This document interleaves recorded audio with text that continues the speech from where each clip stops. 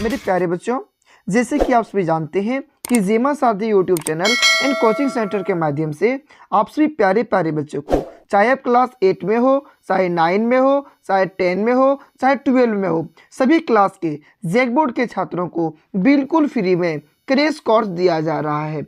मेरे प्यारे बच्चों, मैं आपको बता देना चाह रहा हूँ कि आपके जो यूट्यूब चैनल है, यहाँ पर डे आपकी क्लास चलती है। अगर आप अभी तक आप हमारे क्लास में ज्वाइन नहीं हुए हैं तो फिर आप हमारे जेमा सारथी यूट्यूब चैनल के व्हाट्सएप ग्रुप में ज्वाइन होना चाहते हैं तो आप हमें पर्सनल मैसेज कर सकते हैं 7780037995। मैं आपको व्हाट्सएप ग्रुप में जोड़ देंगे। चाहे आप छात्र हो चाहे छात्राएं हैं, बिल्कुल आपके सेफ एंड सिक्योर ग्रुप बनाए गए हैं। ठीक है मेरे प्यारे बच्चों, आज हम इस क्लास में बात करने वाले हैं निबंध पर। किस पर बात करने वाले हैं? हिंदी व्याकरण से हम बात करेंगे आज निबंध पर। अरे जो निबंध है मेरे प्यारे बच्चों, या क्लास 10 और 12 दोनों के लिए होने वाला है।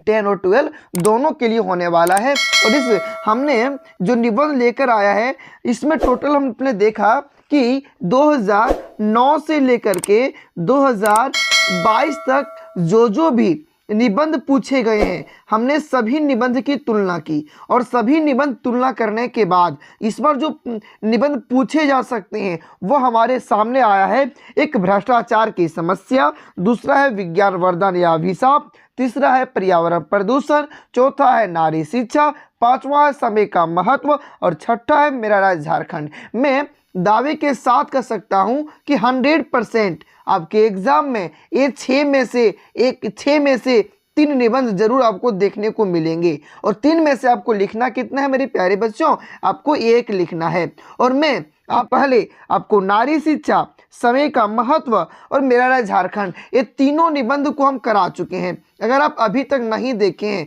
तो जाइए क्लास 10 की प्लेलिस्ट में और वहां जाके तीनों निबंध को देख लीजिए और एग्जाम के लिए बेहतर तैयारी कर लीजिए। और आज हम जो बात करेंगे वह बात करने वाले हैं भ्रष्टाचार की समस्या पर। मेरे प्यारे बच्चों, मैं फिर से आपको बता देना चाहता हूं, निबंध लिखना है ना, निबंध आपको मैं ऐसे लिखने के लिए बताऊंगा जो बिना रटे आपको याद हो जाएगा। तो चलिए आप शुरू करते हैं इसके शानदार क्लास को। सबसे पहले आपको भ्रष्टाचार की समस्या का अर्थ लिख के डैश कर देना है। और जो अर्थ का जो टॉपिक बनाइएगा ना, थोड़ा सा मज़ेदार बनाइएगा, चमकदार बनाइएगा, ताकि एग्जामिनर को दूर से ही दिख जाए कि हाँ यहाँ कुछ माल रखा हुआ है।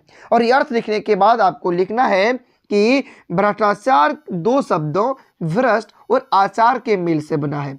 मतलब मेरे से जो भ्रष्टाचार है ना, 2 शब्दों से बना है। एक भ्रष्ट से बना हुआ है, दूसरा आचार से बना हुआ है। ठीक है, आगे लिखना है भ्रष्ट का अर्थ है निकृष्ट विचार और आचार का अर्थ है आचरण करना। मतलब भ्रष्ट का अर्थ है निकृष्ट करना, भ्रष्ट का अर्थ क्या है? निकृष्ट करना। और आचार का अर्थ है क्या है मेरे बच्चों? आचार का अर्थ लिखना है आचरण। इसके आगे लिखना है इसके वशीभूत होकर मनुष्य अपना सदाचार भूलकर भ्रष्ट आचरण करने लगता है। मतलब क्या है? जो मानव है ना, इसके वंशीभूत होकर, इसके लालच में आकर मनुष्य का जो सदाचार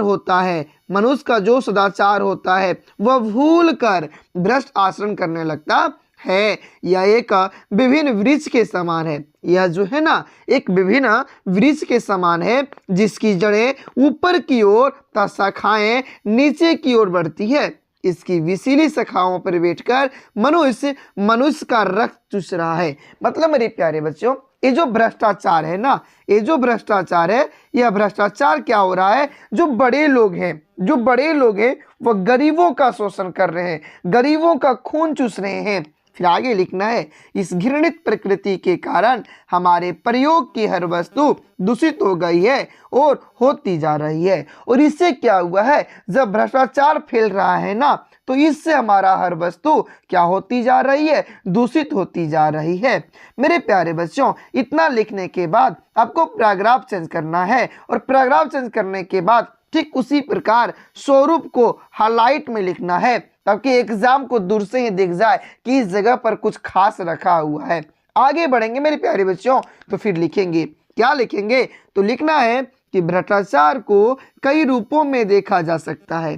जो भ्रष्टाचार है ना, इसको हम कई रूपों में देख सकते हैं। भ्रष्टाचार को कई रूपों में हम क्या कर सकते हैं, देख सकते हैं। शुद्ध वस्तुओं मिलावट, जमाखोरी, रिश्वत और कालाबाजारी सभी भ्रष्टाचार रूपी परिवार के ही सदस्य हैं। मतलब जो बाजार में जो मिलावट सामान मिलता है वह भ्रष्टाचार है। जमाखोरी भ्रष्टाचार है।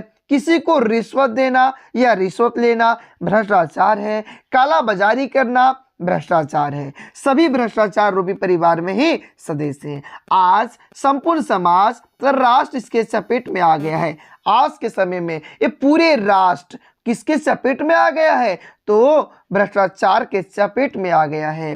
चारों ओर फैले आर्थिक अभाव के वातावरण में समाज के समर्थ लोग अपने तथा अपने परिवार की आर्थिक सुरक्षा हेतु भ्रष्ट तरीके अपनाने से जरा भी नहीं हिचकते। मतलब आज के ज़माने में अपनी आर्थिक स्थिति को मजबूत करने के लिए दूसरों से रिश्वत देना, अपने कामों को पूरा करने के लिए रिश्वत देना और अपने जेब को गर्म करने के लिए रिश्वत लेना एक आम बात हो गई है। फिर आगे लिखेंगे कि भ्रष्टाचार का विष समाज को नस नाड़ियों में फैलता जा रहा है। मतलब चाहे आज जो भी व्यक्ति है, चाहे वह कितना ही क्यों अमीर ना हो, चाहे वह कोई नेता क्यों ना हो, सब कोई भ्रष्टाचार की ओर भाग रहे हैं।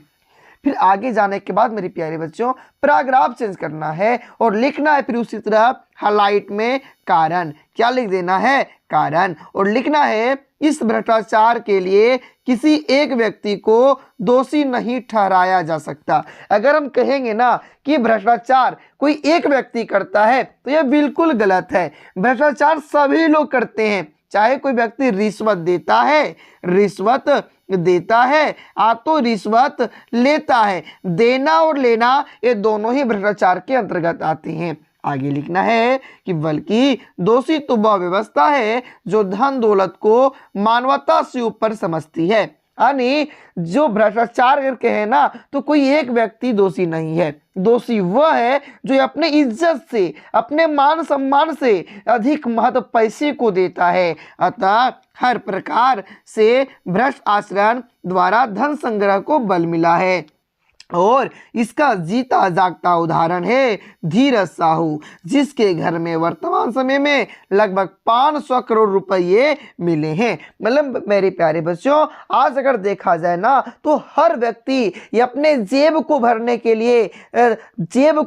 के लिए अथक प्रयास करते हैं। चाहे वह गरीबों का गला घोटना हो, चाहे वह किसी को लूटना हो, हर तरीके से अपना फायदा देखता है। अगर हम इसका उदाहरण देखना चाहें ना तो अभी वर्तमान में एकदम नया है। आप अखबार में पढ़े होंगे कि कांग्रेस का एक नेता है, एक विधायक है जिसका नाम है धीरज साहू। उन्होंने उसके घर से जब छापा मारा गया तो 500 केस मिले हैं, 500 करोड़ का केस मिला है। तो यह भ्रष्टाचार ही है। ठीक है, चलिए आगे बढ़ेंगे मेरे प्यारे बच्चों और फिर एक सुंदर सा हेडिंग बनाएंगे समाधान के उपाय, और आगे लिखेंगे कि भ्रष्टाचार की समस्या के समाधान के लिए जनता एवं सरकार दोनों को मिलकर प्रयत्न करना होगा। अगर आप चाहते हैं ना कि इस धरती से, इस भारत से, सुंदर से देश से भ्रष्टाचार को दूर करना है तो इसके लिए सरकार और जनता दोनों को मिलकर प्रयास करना होगा। आगे दिया है कि प्रशासन की सर्वे शक्तियां भ्रष्टाचार के मूल कारणों पर पता लगाएं, और हम लोगों को पता लगाना होगा कि जो भ्रष्टाचार हो रहा है इसका जड़ कहाँ है। आगे बढ़ते हैं तो फिर लिखेंगे मेरे प्यारे बच्चों कि इसके साथ ही जनता भी अपने संपूर्ण नैतिक बल और साहस के साथ भ्रष्टाचार को मिटाने का प्रयत्न करें। भ्रष्टाचारियों से निपटने के लिए कठोर कदम उठाने होंगे, चाहे वह धीरज साहू जैसे ऊंचे पद पर क्यों ना हो, उन्हें दंडित किया ही जाना चाहिए। मतलब मेरे प्यारे बच्चों, अगर इस धरती से, अगर इस सुंदर से देश भारत से भ्रष्टाचार को दूर करना है तो एक नियम बनाना पड़ेगा। चाहे वह गरीब हो, चाहे वह अमीर हो, चाहे वह नेता हो, चाहे वह नायक हो, कोई भी व्यक्ति हो, सबों के लिए एक समान नियम बनना चाहिए, तो ही भ्रष्टाचार खत्म होगा।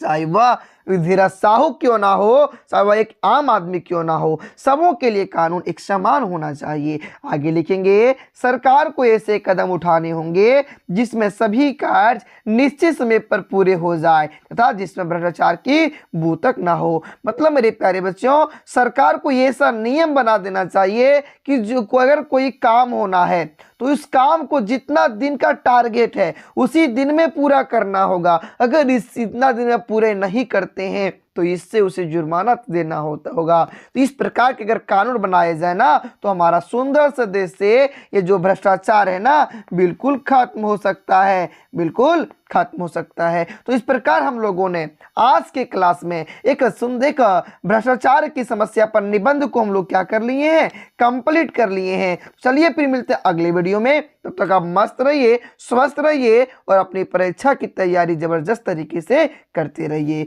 Bye bye.